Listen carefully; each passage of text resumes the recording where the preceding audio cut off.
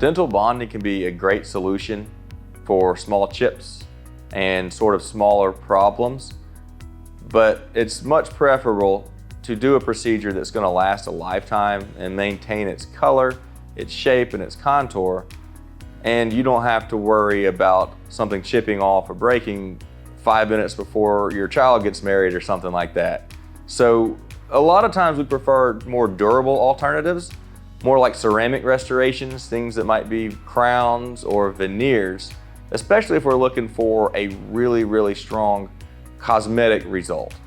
If we're just looking to patch a little hole, that's a great situation for little, minimally invasive things like dental bonding.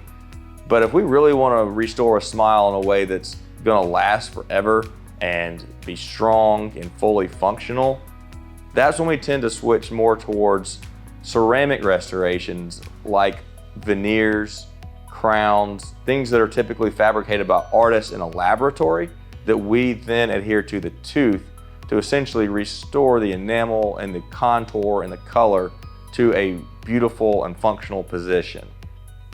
That's a really good solution to a bigger problem.